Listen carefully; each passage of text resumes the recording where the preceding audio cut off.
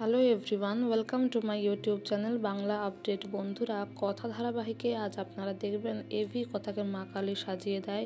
এদিকে বাইরে কায়দা কানুনের মেম্বার ও সবাই মিলে উঠোনটা সাজাতে থাকে, 108টা প্রদীপ জ্বালানোর ব্যবস্থা করে এবং লাইটিং বাকি সব কিছুর ব্যবস্থা করে। এদিকে গৌরী আশ্রমের বাইরে দাঁড়িয়ে থাকে, তিলকবাবুর জন্য অপেক্ষা করে এবং তিলকবাবু এলে গৌরী বাড়িতে গিয়ে সেটা আশ্রমে গিয়ে সবাইকে সে খবরটা দিয়ে দেয়।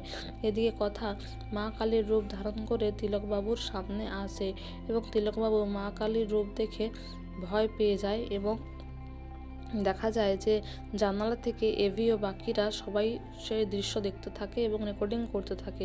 এদিকে কথা তিলকবাবুকে বলে, পাপি, তুই সবটা স্বীকার কর, তুই কিভাবে চুরি করেছিস, কারণ আমি সব জানি। তুই নিজের মুখে স্বীকার না করলে কিন্তু বাকিদের রোষটাও তোর উপরেই পড়বে, কারণ তুই একা ছিলি না, তোর সঙ্গে আরও অনেকে জড়িত ছিল।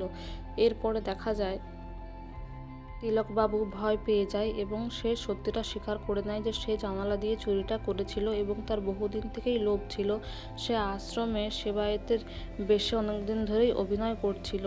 এরপরে সেই তার সাথে কে কে জড়িত আছে এগুলো বলার আগেই সে অজ্ঞান হয়ে মাটিতে পড়ে যায়। এদিকে সবাই কথার অভিনয়ে খুবই খুশি হয় এবং তাকে সবাই অ্যাপ্রিসিয়েট করতে থাকে। তারপরে আচার্য মশাই এলে তাকে সবটা জানানো হয় যে আসলে ঠাকুরের মুকুটটা তিলকবাবুই চুরি করেছিলেন এবং তার বহুদিন থেকেই এই মুকুটের প্রতি লোভ ছিল। কিন্তু দেখা যায় কথার মনে আক্ষেপ থেকে যায়, কারণ সে এত কাছে এসেও আসল দোষীদের ধরতে পারল না। তাই সে মা নন্দীর কাছে প্রার্থনা করে খুব সহজেই খুব তাড়াতাড়ি যেন সেই দোষীদের সে খুঁজে পেতে পারে। এদিকে আগামী পর্বে আপনারা দেখবেন কথা পড়ে যেতে থাকলে এভি তাকে এসে ধরে নেয় এবং কথার চোখে কিছু একটা পড়ে গেলে এভি আঁচলটা দিয়ে সেটা পরিষ্কারও করে দেয় এবং বলে, তোর চশমাটাই ভালো ছিল, অ্যাটলিস্ট তোর চোখটা সেফ থাকতো। তো বন্ধুরা, এই ছিল আজকের আপডেট। এই ধরনের আরও আপডেট জানতে আমাদের সঙ্গে যুক্ত থাকুন। Thank you so much everyone for your valuable time and thank you so much for watching the video. Thank you.